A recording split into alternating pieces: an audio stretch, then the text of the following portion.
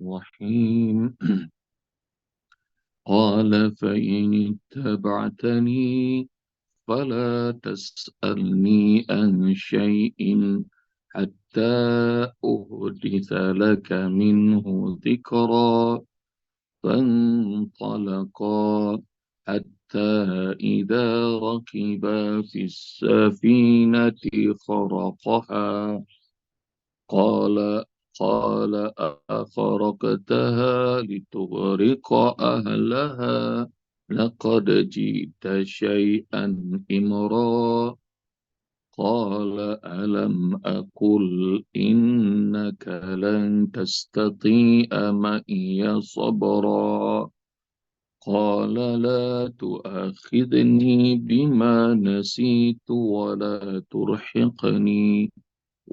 ترحقني من أمري أسرا فانطلقا حتى إذا لقيا غلاما فقتله قال قتلت نفسا زكية بغير نفس لقد جئت شيئا نكرا اللهم ارحمنا بالقرآن. Musa dikasih kesempatan lagi untuk belajar dan mereka berdua berjalan hingga mereka jumpa dengan seorang anak kecil. Lalu ada kejadian aneh, anak itu langsung dibunuh oleh Khidir alaihissalam.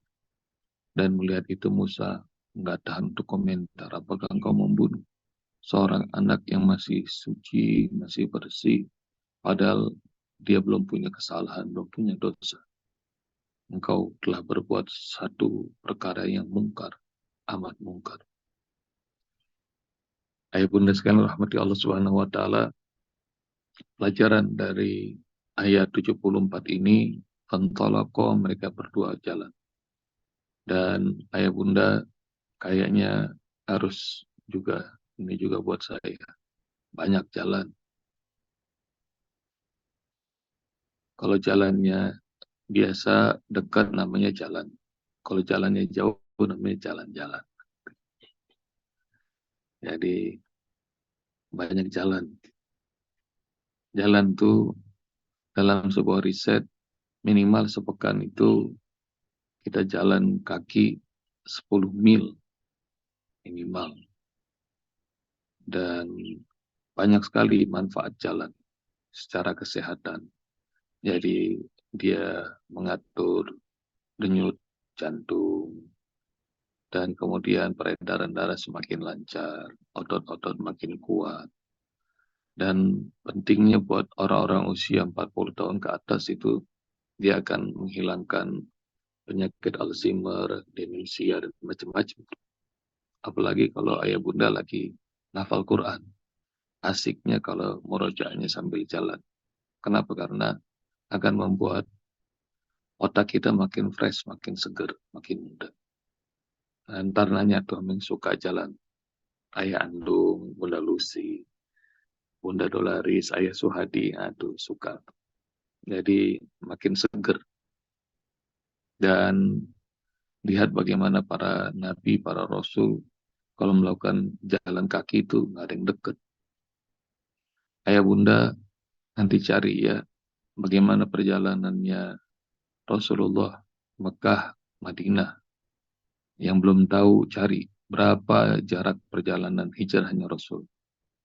Dan kebanyakan pada jalan kaki para sahabat Rasul, dan Rasulullah dan Abu Bakar sendiri pun juga nggak naik kendaraan, jalan kaki saat hijrah.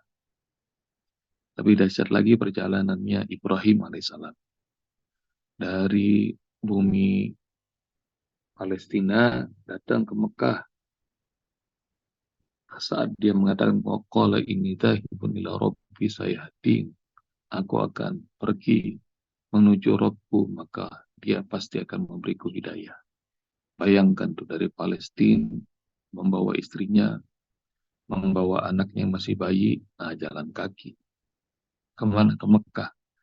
Hitung ya sama ayah bunda. Jadi berapa banyak tuh, berapa jauh perjalanannya, jalan kaki. Dan banyak nih perintah untuk jalan. Afalam yasiru fil ardi fatakuna lahum qulubun la yafqahuna biha. Walahum a'yunun la yusuruna biha. Walahum adhanun la yasma'una biha. Apakah mereka tidak melakukan perjalanan hingga mereka punya hati, mereka bisa memahami dengannya, mata mereka bisa memandang dengannya, telinga mereka bisa mendengar dengannya. Mereka nggak buta, akan tetapi yang buta itu adalah mata di hati. Jadi rupanya berjalan itu akan membuat kita banyak merenung. Jadi membuka wawasan. Melihat negeri yang hijau, maka kita mengucapkan Subhanallah, Masya Allah. Melihat negeri yang tandus, kita mengucapkan Subhanallah, Masya Allah. Jadi macam-macam tuh. Melihat negeri yang kaya raya, melihat negeri yang miskin. Maka banyak pelajaran kalau lagi dalam perjalanan. Mau perjalanan darat, laut, udara, banyak banget. Maka disuruh jalan. PR buat ayah bunda. Selain dari mengukur jarak, PR ayat-ayat yang Allah perintahkan kita nih jalan. Suruh jalan. Dalam surat Al-Mulk juga sudah pernah kita hafal. Huwaladzi ja'ala lakumul arda dhalula famshu fi manakibiha wa kulu min rizqih wa ilaihin nusyur. Dialah Allah yang menjadikan bumi ini mudah untuk ditaklukkan. Mudah untuk ditaklukkan. Famshu fi manakibiha, berjalanlah kalian. Fi manakibiha, di semua penjuru bumi. Wa kulu min rizqih, dan makanlah dari rezeki Allah. Wa ilaihi nusyur, dan kepadanya kita semua bakal dibangkitkan. Nah, itu ayat menyuruh healing, jalan-jalan. Ya, ya bunda cari itu ayat tentang Allah, perintah Allah untuk jalan. Nah, ini mereka berdua fantolaqo, mereka lanjutkan jalanan. Dan ingat ya, au amdiya hukuba, aku akan jalan bertahun-tahun nggak apa-apa, yang penting aku belajar, kata Musa. Dan niat sebelum ketemu guru begitu. Benar, sama gurunya diajak jalan-jalan bertahun-tahun. Hatta idza laqiya gulaman faqatalah. Begitu jumpa sama seorang anak, ada kejadian aneh, dibunuh oleh Khidir alaihissalam.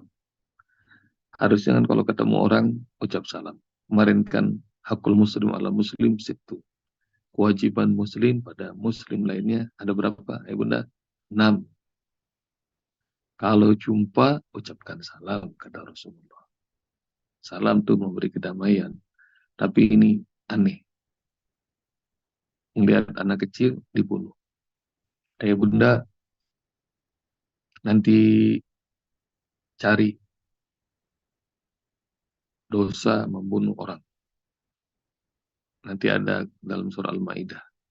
Man qatala nafsan bighairi nafsin aw fasadin fil ardh faka'annama qatala an-nasa jami'ah.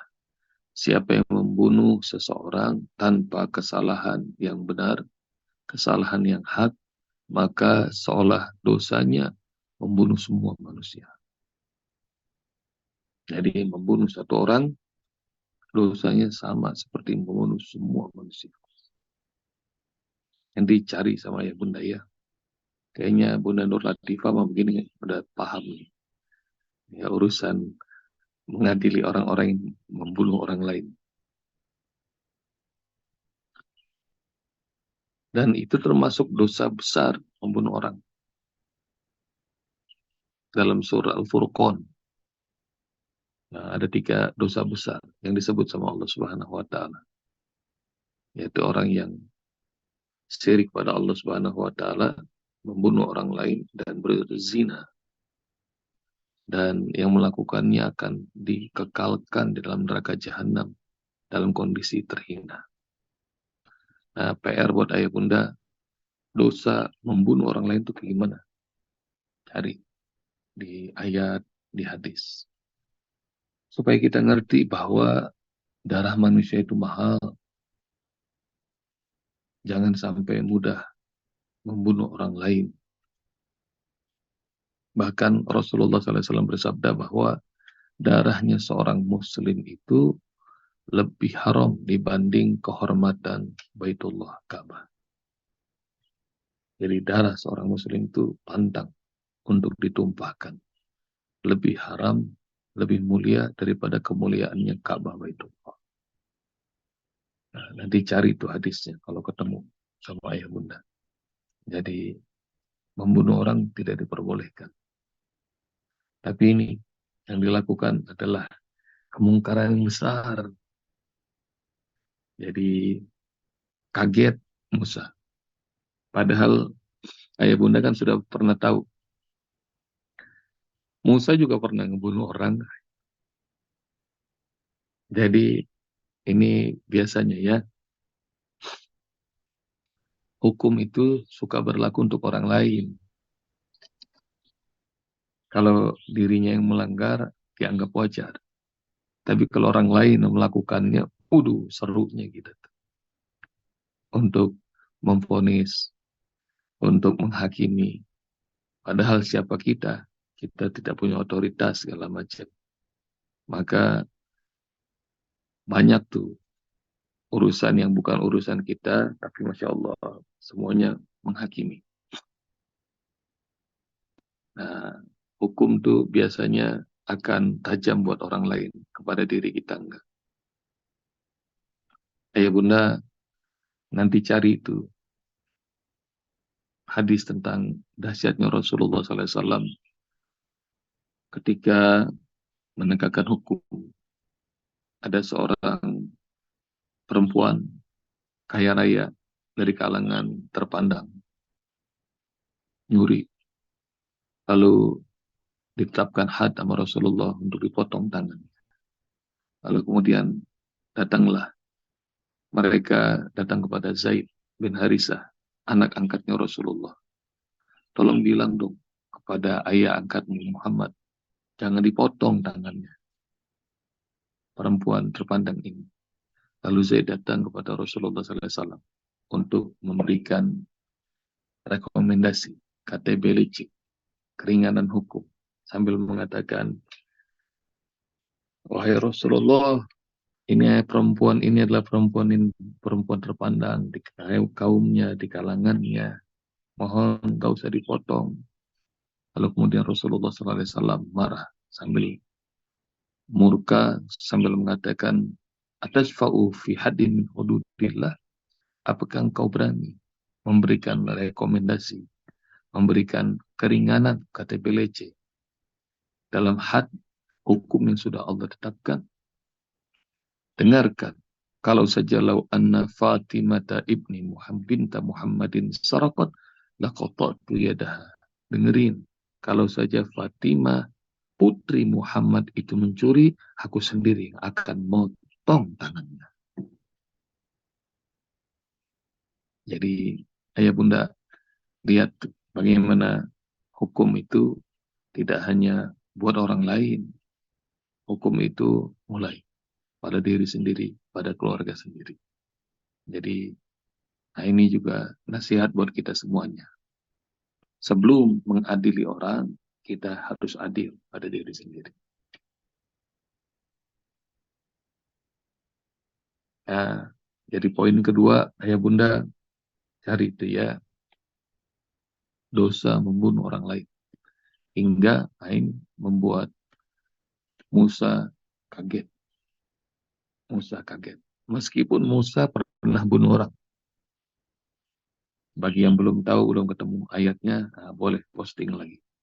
Kapan Musa membunuh orang? Saat melerai berantemnya perkelahiannya orang Kipti dan orang Bani Israel, lalu kemudian dipisahin, dan kemudian orang Kiptinya nyolot, dan nggak tahan Musa pukul. Begitu pukul, sekali pukul, mati itu orang. Hebat nih, Mike Tyson aja nggak pernah begitu, sekali pukul mati. Nah ini Musa orang yang kuat. Dan Dosa, poin yang ketiga, dosa itu berat. Ayah bunda sudah tahu tuh, ayatnya dalam surat Al-Insyirah, wa wada'na anka wizrak alladhi anqadha dhahrak. Kami hilangkan dosa-dosamu, dosa yang memberatkan punggungmu. Jadi dosa itu berat. Kalau dosa kita diketahui oleh orang lain, makanya malunya setengah mati. Jadi udah nggak ada gagah-gagahnya.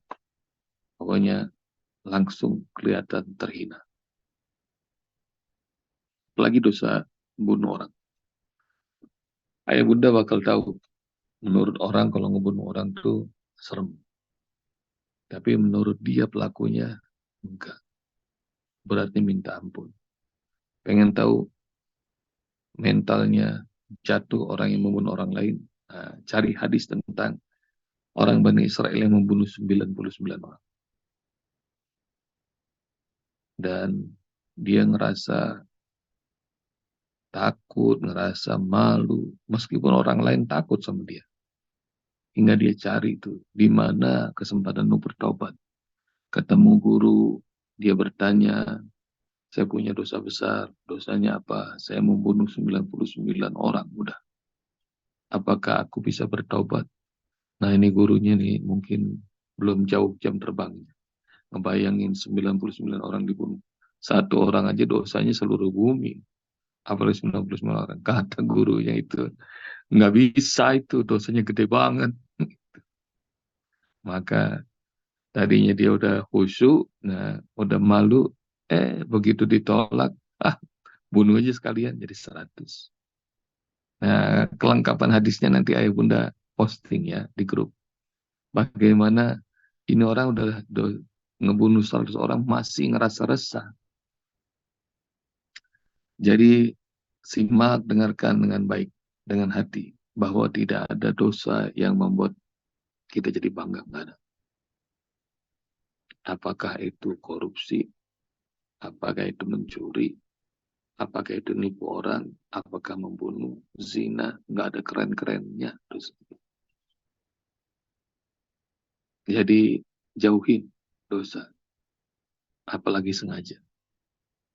Dan hendaknya bertakwa pada Allah, khawatir begitu melakukan dosa, Allah cabut nyawanya sul khotimah. Jadi jangan melakukan dosa yang disengaja, meskipun kecil, apalagi besar. Itu ya, ayah bunda. Sekalian rahmati Allah Subhanahu wa Ta'ala. Nah, ada banyak tuh pelajaran yang disampaikan Allah dalam ayat ini. Jadi yang pertama, jalan-jalan, banyak jalan, banyak ngerti. Sambil jalan, buka hati, buka telinga, buka mata, lihat tanda-tanda kekuasaan Allah Subhanahu wa Ta'ala. Dua, lihat bagaimana bahaya dosa besar yang bernama membunuh orang. Jadi bunuh orang itu amat berbahaya. Dan yang ketiga, dosa itu memberatkan, jadi nggak ada bangga-bangga. Jadi jauhin dosa meskipun kecil yang disengaja. Maka minta ampun sama Allah Subhanahu wa Ta'ala atas semua dosa kita, yang kecil maupun besar, yang lama maupun yang baru, sengaja maupun tidak, samar maupun nyata, dan minta ampun sama Allah Subhanahu wa Ta'ala. Jazakumullah ya bunda. Assalamualaikum warahmatullahi wabarakatuh. Waalaikumsalam warahmatullahi